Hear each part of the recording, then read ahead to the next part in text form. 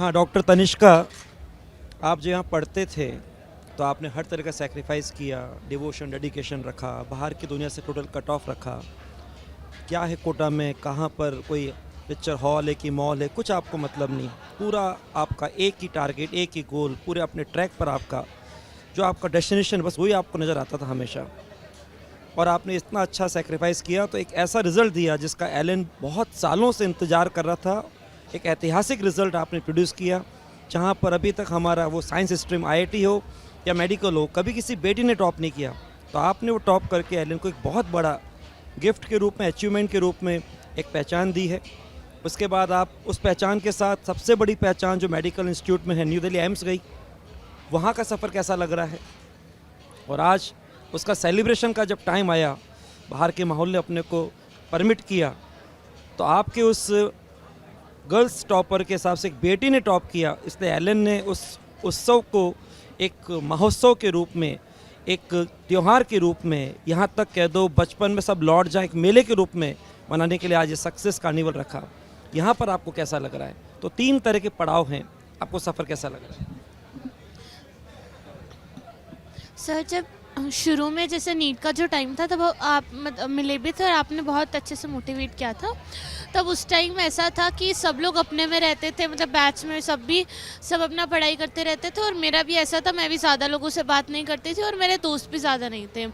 फिर उस टाइम सब डिवोटेड थे, डेडिकेटेड थे, क्योंकि सबको अपना फाइनल डेस्टिनेशन दिख रहा था कि हमें नीट में अच्छा करना है और उससे हमें अच्छा कॉलेज लेना है। तो उस टाइम काफ़ी था कि मतलब पढ़ाई काफ़ी थी बट स्ट्रेस तो कभी नहीं था, वो चीज़ एंजॉय हो रही थी और आराम से वही मतलब जो मोनोटोनस सी लाइफ थी थोड़ी, बट वो भी काफ़ी सही थी क्योंकि उस टाइम मतलब जैसे टेस्ट होते थे तो वो एज अ रिवॉर्ड सिस्टम होता था कि अच्छे से पढ़ के जाओगे, अच्छे मार्क्स आएंगे तो फिर अच्छा लगेगा।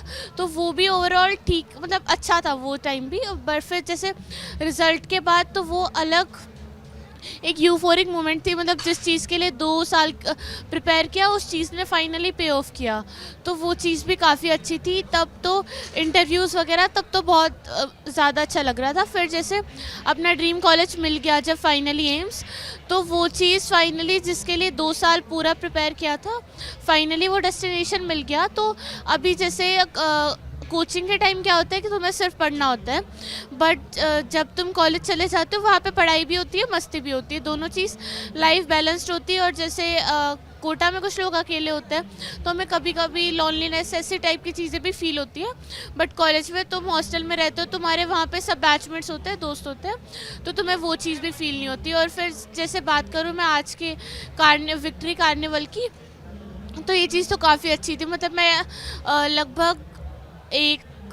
2 महीने बाद कोटा आई, तो फिर वही सब मुझे मेरे पुराने बैचमेट्स भी मिले, टीचर्स भी मिले, बीएम सर भी मिले, बाकी सब फैकल्टीज़ भी मिली। तो वो जो पहले कोटा वाला जो भी सब कुछ था वो सब दिमाग में रिवाइंड हुआ। और विक्ट्री सेलिब्रेशन हुआ तो बहुत अच्छा है, मतलब सब लोग काफ़ी खुश हैं और इतने सारे लोग हैं। बिल्कुल सर ने बोला कि काफ़ी लोगों का चाइल्डहुड है, वो चीज़ रिवाइंड कर रही है, तो विक्ट्री सेलिब्रेशन में भी बहुत अच्छा लगा।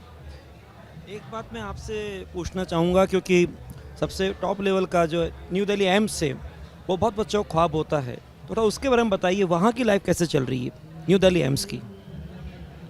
सर वहाँ पे काफ़ी अच्छा, मतलब जैसे क्लासेस होती है तो फिर उसमें से डीएच मतलब एनाटमी पे ज़्यादा फोकस रहता है। वहाँ पे भी मतलब एनाटमी की ज़्यादा क्लासेस होती है, तो जैसे क्लासेस हो जाती है 9 से 5, बीच में 1 घंटे का लंच होता है। उसके बाद हॉस्टल में जाके, जैसे यहाँ तो ऐसा होता है कोटा में तो सब लोग अकेले अकेले अपने रूम से पढ़ते हैं, वहाँ पे ग्रुप स्टडी ज़्यादा होती है कि मतलब किसी को कुछ समझना है तो वो दूसरे को समझा सकता है।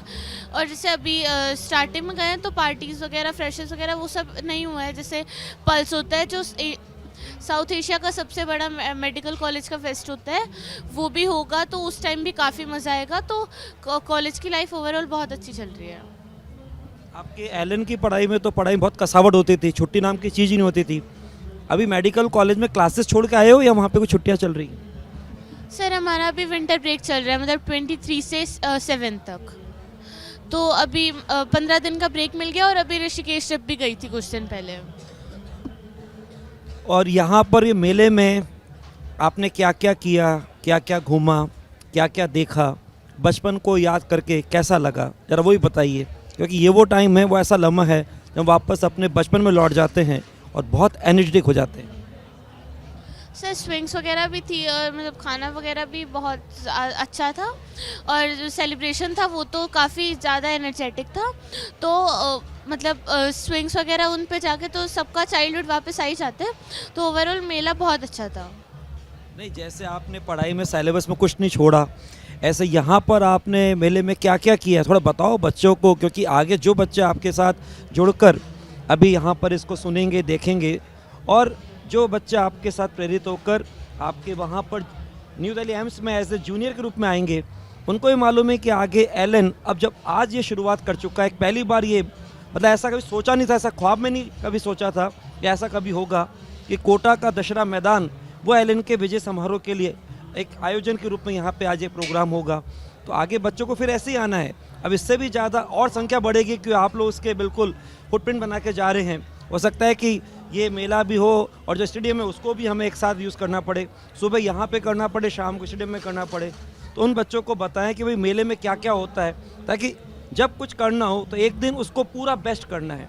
आज आप पूरा एंजॉय बेस्ट कर रहे हैं, उस समय आपने सबको बिल्कुल सेक्रीफाइस करके पढ़ाई को बेस्ट किया था, तो एक वो मैसेज दो कि 2 साल में होता है कि तुम लोग मतलब बाहर की जो दुनिया है उससे बिल्कुल कट हो जाते हो, तुम्हें नहीं पता होता तुम्हारे आसपास क्या चल रहा है, बट वो चीज़ तुम्हें फाइनली जब तुम्हारा रिजल्ट आता है तो वो चीज़ पे ऑफ करती है। तो आज का जो मतलब विक्ट्री सेलिब्रेशन था वो बिल्कुल वर्थ इट था। काफ़ी टाइम से इसका वेट कर रहे थे और जब ये चीज़ हुई तो वो जो वेट था वो वर्थ इट लगा। मतलब यहाँ पे मैं आई तो फिर मैंने सुबह ब्रेकफास्ट किया था, उसके बाद वहाँ पे डांस वांस वगैरह भी था और स्विंग्स वगैरह भी थी, और मतलब डिनर और लंच और ब्रेकफास्ट भी काफ़ी अच्छा था। तो और मैं अपने पुराने दोस्तों से मिली, टीचर से मिली, और तो काफ़ी बहुत अच्छा लगा। तो आप ये लग रहा होगा कि जो भी किया है वो भूल नहीं सकते। पढ़ाई करी थी आइलैंड के ट्रैक पर, तो उसमें पूरा सेक्रीफाइस करके जब आप टॉप लेवल के एम्स में गए तो वहाँ पढ़ाई का अलग ही आपको एंजॉय कर रहे होंगे, और जो यहाँ पर आप इस समय मेले को एंजॉय कर रहे हैं, पूरा हर तरह का जो आप सोच नहीं सकते। मतलब हमने भी हमारे अभी तक के 34 साल के सफ़र में ऐसा विक्ट्री फंक्शन जिसको मेले का रूप दे दिया कभी नहीं किया। तो बच्चों के लास्ट में मैसेज दीजिए कि उनको right work at the right time at the right place, हर चीज़ का सही वक्त होता है, उसका मैसेज दें, क्योंकि बच्चे आपको बहुत पसंद कर रहे हैं।